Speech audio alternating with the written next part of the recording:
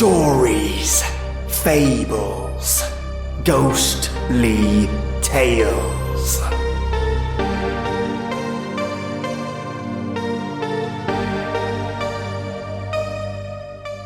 Welcome, listeners. Let me start your lovely Monday with something unique, just like you. Today I have a series of stories all about online dating that either contains a moral, a cautionary tale, or are downright strange. The question asked here is, what is the weirdest online date you've ever had? And I'll say this, these stories really put in perspective the trials and tribulations people go through to find someone that they love. Before I jump right in, no names are included in these tales so as to keep all the stories anonymous. And some of these short tales come from accounts that were just created as one-offs for these specific tales. Now I won't keep you waiting, let's jump right on in. Story number 1. My first ever online date was with a guy from Romania. He was kinda cute and I thought it was cool that he was from another country. We'd been texting for a week or so and he seemed interesting. We met at a festival and the first thing that I noticed was that he was about 8 inches shorter than I'd expected and didn't look much like he did in photos. Not a huge deal. A lot of people look different in photos. He also had way too much gross-smelling cologne. After hurrying through the festival, we sat and chatted for a while. I told him about how I love children and animals.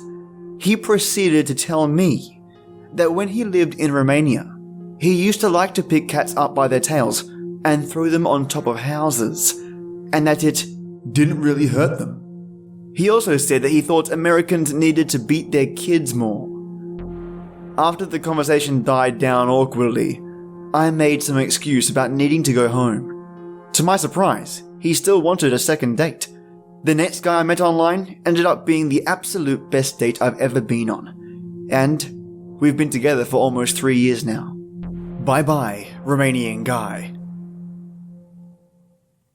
Story number 2.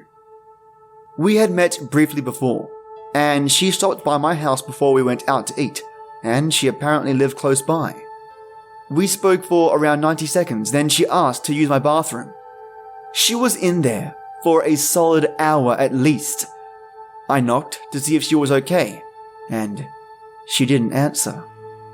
After a few minutes, I knocked again, a little worried that she'd fainted in my bathroom or something. After like 5 or 10 minutes of continuous knocking on the door, and her not replying, I was getting worried. I had a sudden fear that she was deaf or something, and hadn't told me, and couldn't hear me, so I tried to call her phone, and I would hear it ring once inside and vibrate, then get muted. I was very confused and worried, but I could still sort of hear her moving around on the other side of the door. I was at that point that even saying stuff like, look, if something embarrassing has happened in there, just don't worry about it. Just let me know you're okay, and I'll pass you in whatever you need. Still, no reply. I started opening the door from the outside with a screwdriver, and just as I got the door open, she quietly said, "Occupied," like you might say in a public bathroom. I opened the door and she was standing in front of the mirror, doing something with her makeup, but didn't seem to be actually wearing any makeup. Having been in the bathroom over an hour, I was like, what the hell? And get this, she said, "Are we late for dinner?" And no, we weren't late for dinner. Story number 3. I met this girl on a dating site. She was a PhD student and decided to grab dinner with her. Over the course of our dinner, I learned that she wasn't a PhD student, but she was actually postdoc. At the time, she was 27, born in another country, worked for her nation's version of NASA while in school, and then later, a multinational engineering firm where, in her words, she accidentally developed software that helped make the company a shit ton of money. She then moved to a college in a different nation and then jumped to an IV in the States. While giving a lecture in the West Coast, a faculty member at a different Ivy poached her and stated that he or she wanted to become her advisor. A few years later, she earned her PhD and that's that. I asked her what her thesis was about, and she let me know that she couldn't tell me because it's classified by the Department of Defense. Now, I'm ready to call her out on her bullshit. When I asked diplomatically, how can I believe her? She showed me her list of education accolades and a university website along with articles and papers she has published over the years and conference lectures she has given. Under her PhD thesis, it showed classified. From what I can gather, she is going to do something incredibly amazing in the future, and I can't wait to see her name in the big papers for basically saving the world. It didn't work out because we were 90 minutes away from each other, including $8 in tolls, and she really loved opera, and I can't stand it. We wouldn't have gotten along in a day-to-day scenario. And that was that. Story 4. I had been on a few dates with this guy I met online, and things seemed to be going really well. We had common interests, he was funny, smart, attractive, and incredibly kind. One evening, he invited me over to his house. We had always had public dates beforehand, and I agreed. The night started out great. He cooked dinner, we watched a movie, and things started to lead towards the bedroom. Before we got there, he asked if he could show me his favorite room in the house. Somewhat confused, I agreed. He opened a door beside his bedroom, and we walked into a baby's nursery. Not just any nursery. A nursery with an adult-sized crib, changing table, diapers, etc. He told me that he was into baby role-playing, and would be very happy if I would agree to be his mummy. I'm a very open-minded person, but that's not something I would be able to do for him, and politely excused myself. He messaged me the next day, asking if I would reconsider, and I, once again, politely told him that we can no longer see each other. Story number 5. I was that typical thirsty guy when it was super popular, and just basically swiped right on everyone. That way, I got the most matches and could unmatch with anyone I didn't want to bone. It was pretty successful, but the catfishing game was real. The worst offender was this girl who was decked out in Zelda shit, which I thought was a great way for me to get in. She was pretty cute, and she was very pushy on wanting to come hang out and play with my HTC Vive. I thought it was just sincere interest in trying VR for the first time, but it was warning sign number 1. We make plans for me to drive a town over and pick her up, and she tells me she lives at her grandparents' in a pretty bad part of town. Warning sign number 2. But hey, 22-year-olds can be hurting nowadays.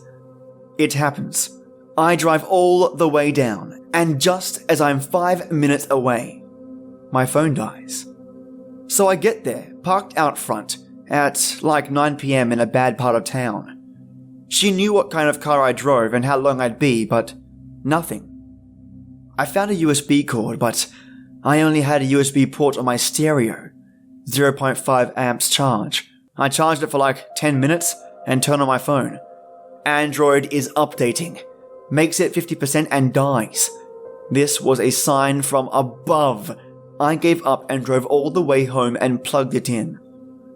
When I got home, I sent her a message and told her what happened. Quick charge my phone, good to go. She wanted me to drive back, so stupidly, I did. I got back there, told her I was there, and a few minutes later, I see a door open. This absolute mess of a girl walks out of the place and heads towards my car. I was so tempted to hit the gas and fly out of that awkward situation, but I was worried. She was a super nice girl and I'd ruin her. Or it was just super dark and my eyes were playing tricks on me. They weren't. She gets into my car, and I start driving towards home, and the smell hits me first. It was the smell of BO mixed with a handful of pennies, and it seriously burned my nose on every inhale. I quit smoking from the help of vaping, but my batteries were dead. I had an old pack of smokes between the seat, so I lit one just for an excuse to roll down the windows. I was juggling trying to make small talk while thinking up an exit plan as I made the drive home. When we finally got to my place, I realized that not only was she a solid 80 pounds heavier than her photo, that wasn't even her in the pictures. She's 100% used someone else's photos. The girl in the photos was a solid 7.5 out of 10, and this girl was a soft 3 out of 10, if she had showered beforehand. It wasn't some bullshit camera angle trickery. It wasn't some Photoshop. It was another girl. I was blown away. So, I texted one of my buddies and told him a quick rundown, that I needed him to tell me his car was broken down close by her place, and I'm the only one around that can give him a hand. Literally, within 5 minutes of getting home, he calls me and tells me exactly what I told him to. So, we drive out to help him, and I drop her off, since her house was on the way. Story number 6.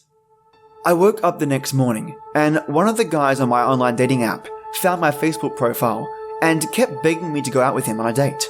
He was a really lovely guy, but other than a mutual love of Simpson memes, we had absolutely zero in common. Anyway, he kept asking and I kept saying no, and I made it extremely clear I was not interested in him as more than a friend. Although in hindsight I probably wasn't being harsh enough. Eventually, after about 2 months of non-stop asking, I finally decided to give the guy a chance, and it was not fun. We went to an art exhibition where everyone spoke fluent Polish, and he invited his parents along too. He was very flat and monotone, and trying to hold a conversation with him was like trying to talk to a brick wall. Not his fault, our personalities just didn't gel. I decided I needed to form an escape from this date, and fast. We ended up going out to eat after the exhibition, and he kept raving about this amazing place in the city that he was a huge fan of. I am allergic to fish, and he didn't know this, and it was like I won the lottery when I discovered that this place only served fish. So I did what probably no one else who wants an excuse to bail on a date would do. I ordered 2 huge salmon steaks and wolfed them down real fast. He made a comment about how quickly I ate my food and how I must love salmon, to which I looked him dead in the eye and replied, "Yeah, I do, but I'm allergic and I have to go to the hospital now." And I said my goodbyes, walked out, and checked myself into the ER. All in all, he didn't really get the hint, and eventually he started hanging out with my brother a lot after that. From what I know now, he has a girlfriend and they look so perfect together, and I'm happy that he's found someone who's right for him. To this day, this is the first and only online dating app date that I've been on. But man, was it a wild one. Story number 7. So I saw a cute guy on the subway. He had a skateboard and a very sad face, so I got his attention by copying his expression. We started talking. I was an artist, he was a musician. We exchanged numbers. So far, pretty cute. A few days later, he asked me out to a date at a cafe in his neighborhood. How cute! Except, he doesn't know where the cafe is. I asked him if he was new to the neighborhood, but apparently he'd been there for a couple of years. We go to a diner instead. I love diners, but he feels bad about the change in plans. I order a grilled cheese sandwich and the waiter brings me some literally grilled cheese blocks. I think this is hilarious, but my date feels bad. We then head to a pool parlor. I tell him that I'm not good at pool, but he shouldn't go easy on me. Pool is fun, but he feels bad because he keeps winning. We finish the game, but he reveals that he is now broke. So I pay for the game and our overpriced drinks. This is less fun, but mostly because I wouldn't have gotten a beer if I'd known I'd been paying for him too. This makes him sad. On the walk to his apartment, he tells me more things that are not so fun, like he's almost 30 years old, I was 22, and not only still dresses like a skater boy, but also hasn't opened any of his mail, performed any of his songs, or written any music in the past year. He lives in the basement of a large Hispanic family who he doesn't talk to at all, and who would not approve of a girl coming over, so I would have to sneak in. This makes him sad. I tell him that maybe it's not a good idea to sleep over, so I'm going to start heading home. Based off of everything else, I figured he might be sad about this. But this time, he's mad. He doesn't understand why I would want to leave. I agree to a second date, essentially just to get him off my back. He reaches out the next weekend to apologize for the last date, and to take me out on another date to make it up to me. I text back that I thought about it and I don't think it's going to work. He says I'm being a bitch because I won't give him a second chance, which confirms my decision. But it did make me feel great about how well I was dealing with my own depression in comparison. Bye bye, skater boy. Story number 8. I went on my online dating app after smoking a giant bowl, which was mistake number 1. I don't smoke a lot of weed and it hits me hard. My anxiety can definitely ramp up a notch or two. I took an hour-long bus and train ride to meet up with her.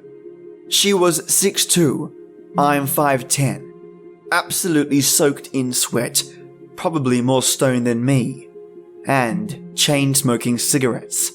Good start. We go into what I presume is her apartment. There's a girl sitting on the couch in the living room who I was supposed to go on a online dating app date with the next day. Absolutely sucking face with this creepy looking gutter punk guy. There's cats everywhere. I'm allergic to cats. I'm freaking out internally at this point, but short of sprinting out of the house and back to the bus station, I kind of had to stick it out. I also like to punish myself, so I stayed. She then informs me that this actually isn't her apartment, and hers is upstairs. Alright, I'll go with it. We start going up the stairs, and she informs me she uses her apartment as a rat farm. So she brought me to her friend's place first to ease me into it. A fucking rat farm. I'm incredulous at this point. I can't even believe this is happening. I start touching the walls to make sure I actually exist. We go into her place and the smell almost knocks me over. It smelled like the taint of a dead body, or perhaps a Civil War latrine. There was garbage all over the floor, cigarettes put out on the counter, more fucking cats. Oh, and rats everywhere. There were about 4 or 5 cages that were 6 feet tall, made of 2x4s and chicken wire. Inside were Lovecraftian nightmare masses of rats, all entangled, twisting, covered in shit, and without an inch of extra space. There must have been thousands of them. I guess she bred them and sold them off to pet stores and snake owners. And yes, I did smash. At my place, though. And now for our final story, story number 9. This girl contacted me and told me she was interested, but that I had to pick her up. I drove over to her apartment complex and she hopped in and she was extremely agitated. She asked if we could go to a Shell station where she worked. I drove her over and she grabbed her company clothes and stormed in. When she got back into the car, she was much relieved, saying that she quit her job right then. I had offered a coffee date, but she wanted a drink. We ended up at the Draft House because I wanted the pizza from there and I could order one at the bar. I offered to share it with her and she requested that we get goat cheese instead of regular cheese. She opens a tab while I went to the restroom and starts ordering a whole bunch of beers. This girl starts rocket chugging these things down her gullet, and she orders another beer. and the bartender looks at me. She starts telling me her life story about how she has 5 kids and she gave most of them away. Apparently, the 2 she decided to keep don't live with her. Then I ask about the jewelry she is wearing around her neck, thinking it was costume jewelry, like cosplay. Nope. She worships ancient Sumerian gods like Conan the Barbarian. She proceeded to tell me the differences between pagans and Wiccans and witchcraft, etc. I started to notice she is wearing no bra. She was an attractive woman with pale skin and was very shapely. I wouldn't have known she had 5 kids just by looking at her.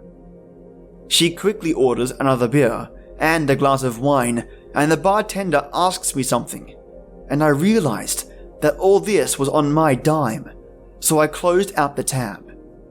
She drank $45 just in beer. I had 1 single beer. As we are leaving, she says that it would be a perfect day at the park. I drove us over to the park and it was a bit muddy from the rain, but not too bad. Beer lady leads me over to the basketball court and starts to teach me salsa lessons. Since it had just rained, it was quite humid outside, so naturally we both begin to sweat. This girl was wearing a thin white blouse and white pants. I want to say that the blouse was meant to be worn with another blouse because it was so thin. Being so close to her, I noticed that she was butt naked under her clothes, and it became more pronounced the more she began to sweat. There was little left to the imagination. She pressed herself against me because of the dancing, and then she told me she needed to use the restroom. I lead her over to where the bathrooms were, and about 20 paces away from the entrance, she drops her pants down and squats right there in the bush. Public park, on a weekend, lots of people walking around. I quickly averted my view, and then she asks me, "What would your parents think of me?" I looked her dead in the face and told her, "You aren't going to meet my parents." And then I dropped her off. So, there are 2 big takeaways from these stories, at least for me. Hold those that love you and that you love with a vice-like grip, especially if they're sane. And number 2, there are some crazy people out there. And it's really funny how your perspective of what you think is crazy, or what crazy is, compared to the other weird and strange stories other people tell. Goodness. So I hope you enjoyed this episode and these stories. And tomorrow, my lovely listeners, I'll be doing a creepypasta. I almost called it crazy pasta. And it's definitely different from your normal style of writing. Looking forward to that one. And you brilliant people, have a fantastically creepy day or night. And till next time.